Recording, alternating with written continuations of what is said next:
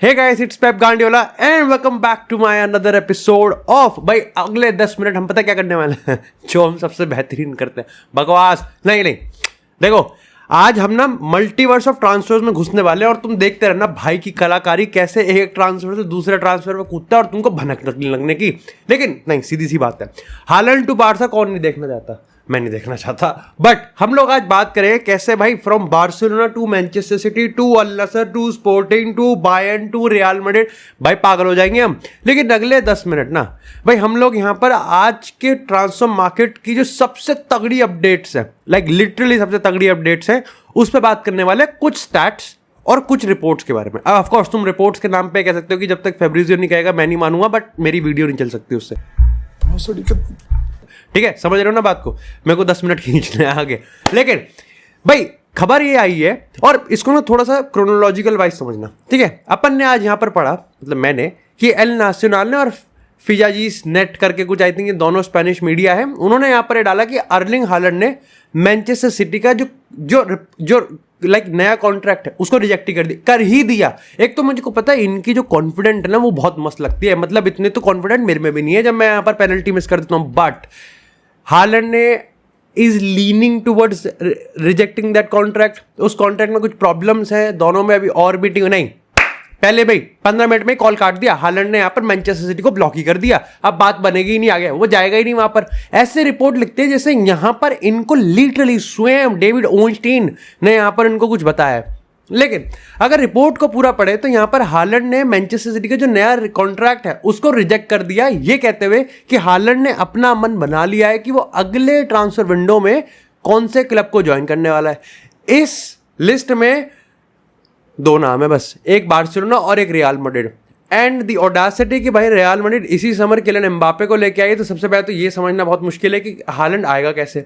और ऐसा नहीं है कि यहाँ पर रियल मैड्रिड और बार्सिलोना सिर्फ इसलिए एंटर किया गया जिससे बार्सिलोना को पूरा फ्री वे ना दिया जाए कि भाई कोई तो हो कंपटीशन में। नहीं, बार बार नाम ऐड किया गया रियल मैड्रिड का, ये दिखाने के लिए कि शायद से रियल मैड्रिड सीरियस तो है। अभी उस पर बात करेंगे। अब ये चीज़ दिमाग में थोड़ा फिरकी लेके आती है और मैंने थोड़ा सा और रिसर्च करने की कोशिश करी तो मेरे को समझ में आया कि आज से कुछ टाइम पहले मार्सा ने भी यहाँ पर एक रिपोर्ट निकाली थी जहाँ पर उसने रिलीज क्लॉज और नया कॉन्ट्रैक्ट की बात करी थी। जब मैंने उसका स्पेनिश एडिशन देखा तो पता चला कि वो रिपोर्ट ही डिलीट हो गई।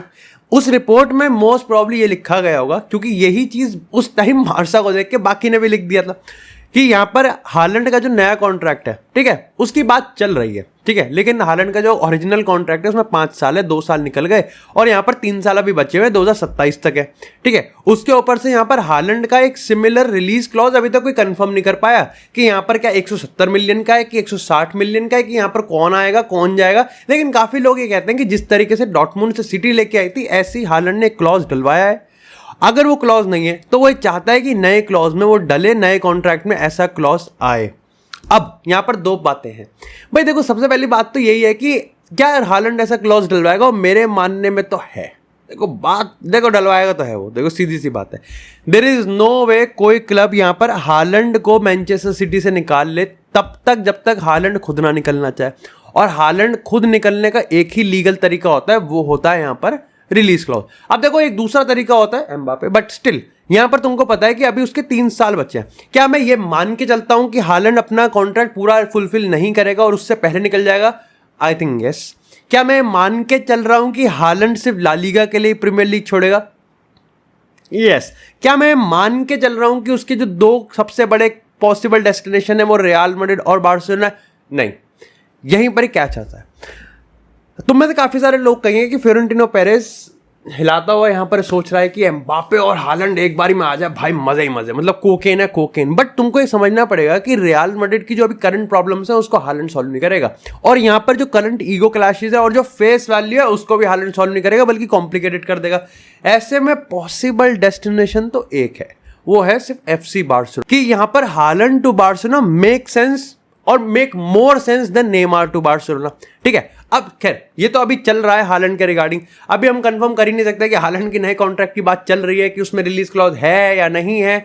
बट मैनचेस्टर सिटी के रिगार्डिंग एक और अपडेट आई है, और भाई अपडेट ये है कि 2 दिन पहले भाई यहाँ पर आया था कि एक नया स्पोर्टिंग डायरेक्टर आ रहा है। आई थिंक उसका नाम V से कुछ स्टार्ट है, जो करंट है वो निकल जाएंगे भाई साहब। जो स्पोर्टिंग के फुटबॉल डायरेक्टर हैं, जो स्पोर्टिंग के स्पोर्टिंग डायरेक्टर हैं, वो अब मैनचेस्टर सिटी के नए स्पोर्टिंग डायरेक्टर बनेंगे, ठीक है। और ये वो स्पोर्टिंग डायरेक्टर है जो कि ग्योकेरेस को पिछले 6 साल से जानते हैं और उसको एक कोवेंट्री से यहाँ पर वो स्पोर्टिंग में लेके आए थे। ऐसे में काफ़ी सारी रिपोर्ट्स ने छाप ही दिया यहाँ पर कि हालैंड के बाद अगर वो सक्सेसर है तो वो यहाँ पर यही है, Gyokeres. I mean of course I like Gyokeres, but Gyokeres और हालैंड में भी भाई एक डिफरेंस है। कर लो भाई इज्जत रिस्पेक्ट कर लो थोड़ी सी हालैंड की, कुछ तो डाल लो भाई, थोड़ा दान धर्म शर्म कर लो भाई कुछ। बट अब बात आती है, तुम में से काफी ज्यादा दिव्यांग भाई तुमने बार्सिलोना तो कह दिया, ठीक है, थोड़े से लाइक्स वाइक्स गेन कर लिए तुमने वहां से, लेकिन बार्सिलोना इसको फाइनेंशियली कैसे अटेन करेगी? देखो पहली चीज तो मेरे को लगता है कि ये पॉसिबल है ही नहीं जब तक आप अराउओ और डियोंग को सेल करोगे। और क्या हालैंड के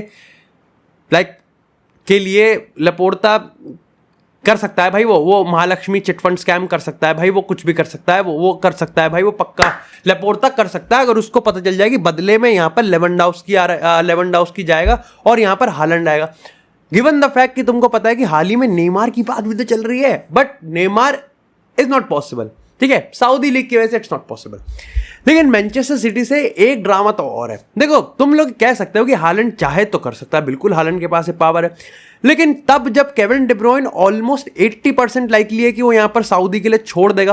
देखो पहली चीज तो केविन डी ब्रुयन का ग्रीन सिग्नल जो जाना चाहिए था वो चला गया। उसने कहा कि मेरे को तो पैसा चाहिए भाई, सिंपल सी बात है, मैंने अपने लिए बहुत कमा लिया, अब मैं अपनी 7 पुश्तों के लिए कमाऊंगा। खत्म ही है भाई, सऊदी को ऑर्गेज़म आ गया होगा वहीं से बैठे बैठे, उसको इससे बेहतरीन चीज कुछ लगती नहीं सकती। उन्होंने यहाँ पर इस कोर्ट को फ्रेम करवा लिया। अब उस कोर्ट को रोज सुबह 7 बजे रेडियो एफएम मिर्ची पे चलाते हैं। लेकिन देन व्हाट, हुज नेक्स्ट? अब देखो 2 चीजें हैं, ठीक है, हम लोग यहाँ पर फ्लोरिन विर्ट्ज की रेस में घुसने वाले हैं और ऑफ कोर्स फ्लोरिन विर्ट्ज की रेस में बार्सिलोना को घुसाया जाएगा, लेकिन बार्सिलोना फ्लोरिन विर्ट्ज की रेस में नहीं जाएगी, लेकिन घुसाया जाएगा, मीडिया घुसाएगी उसको, बार्सिलोना को तो घुसाएगी। लेकिन असल में जो मेरे को लगता है सबसे बड़ी रेस है वो 3 के बीच में ही है, that is Manchester city, Bayern और रियल मैड्रिड।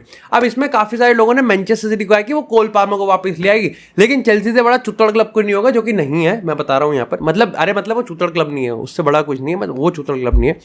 चेल्सी यहाँ पर कोल पाल्मर को सेल नहीं करेगी, ये मैं तुमको लिख के दे रहा हूँ। और मैनचेस्टर सिटी कोल पाल्मर को कितना भी लिया है, गिवन द फैक्ट कि जब तक पेप गार्डियोला वहां पर है कोल पाल्मर जाएगा ही नहीं वहां पर।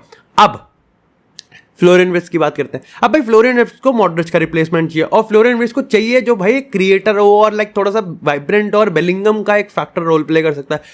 दिस इज द वाई कि बेलिंगम का फैक्टर एक रोल प्ले कर सकता है, तो कर तो मूसियाला का भी सकता है ना। और वैसे भी मूसियाला और यहाँ पर अगर बात करें फ्लोरिन विर्ट्ज की, इन दोनों को हमने देखा है किस तरीके से यहाँ पर थोड़ा सा LGBT तो वो करते हुए देखा है हमने, यहाँ पर थोड़ा सा लीली गुलू, तो सीन तो बन रहा है, ठीक है। अब वापस से अगर केविन डी ब्रुयन की बात करें तो रिप्लेसमेंट की जहां हमने बात करी है कि कैसे मैनचेस्टर सिटी उसको रिप्लेस करेगी, पॉसिबल डेस्टिनेशन, देखो डेस्टिनेशन तो अल नसर ही है, which given the fact Al Nassr Cristiano Ronaldo को यूरोप नहीं आने देगी, ये लिख के ले लो। लेकिन एक हाइंड साइड में बताता हूं, इसका मतलब ये है कि रोनाल्डो कॉन्ट्रैक्ट रिन्यू करने वाला है अल नसर के साथ और 2026 का वर्ल्ड कप तो खेलेगा भाई वो। देर इज नो वे कि रोनाल्डो छोड़ रहा है अल नसर को और केविन डी ब्रुयन अल नसर आ रहा है, and there is also no way कि यहाँ पर कोई और क्लब केविन डी ब्रुयन को लेके जा रहा है। It has to B L नसर। मतलब मेरे को लगता है कि अगर अल नसर केविन डी ब्रुयन को ना लेके आ पाए और सऊदी को कोई और क्लब लेके आए तो फिर रोनाल्डो का बेकार है वहां पर, वो मतलब नहीं है। रोनाल्डो कॉन्ट्रैक्ट क्लॉज वो तो फाड़ दे, वो सब कुछ भी कर दे यहाँ पर, फिर काय की पावर है? नहीं, फिर काय की पावर है? अगर वो केविन डी ब्रुयन को अपनी टीम में ना लेके आ पाए, उसको लाना पड़ेगा उसको टीम में अपनी, मजाक से हट के। तो कहीं ना कहीं यहाँ पर आई थिंक एक हालैंड का जो एक हालैंड का सीन है वो भाई एक डोमिनो इफेक्ट बन सकता है। किस तरीके से, what would be the future की यहाँ पर केविन डी ब्रुयन का क्या डिसीजन रहने वाला है, केविन डी ब्रुयन का आने जाने का एक इंपैक्ट पड़ सकता है हालैंड पे, क्योंकि बहुत कम चांसेस है कि मैनचेस्टर सिटी हालैंड और डी ब्रुयन को एक साथ जाने दे, ठीक है। इसका एक डोमिनो इफेक्ट पड़ेगा, पेप गार्डियोला छोड़ेगा कि नहीं छोड़ेगा। डी ब्रुयन अल नसर ज्वाइन करेगा, ये बताता है कि भाई रोनाल्डो नेक्स्ट अल नसर में कौन सा बड़ा प्लेयर लेके आने वाला है, क्योंकि उसको भाई टीम बनानी है और उसको वर्ल्ड कप 2026 तक खेलना है। हालैंड अगर बार्सिलोना नहीं आता तो बार्सिलोना पोस्ट लेवेंडोव्स्की या न्यू कैंप नु एरा में किसको अपना बिगेस्ट स्टार बनाएगी, क्योंकि लेपोर्टा करेगा। अगर हालैंड बार्सिलोना जाता है और एम्बापे रियल मैड्रिड में अभी जो चुआ मुआ टुच की टुइयां चल रहा है, उसको प्रॉब्लम कैसे सॉल्व करेगी। और जो करंट नोशन है कि बुंदसलीगा कोई भी स्टार वापस बुंदसलीगा में नहीं जाएगा, इसको बायर्न कैसे तोड़ेगी। और वो सिर्फ एक ही तरीका है, फ्लोरिन विर्ट्ज को साइन करने का। वैसे बता दूं यहाँ पे जाबी अलोंसो भी है उसका मैनेजर, जो कि रियल मैड्रिड का थोड़ा खास सगा है, तो वो पट्टी भी पड़ा सकता है उसको,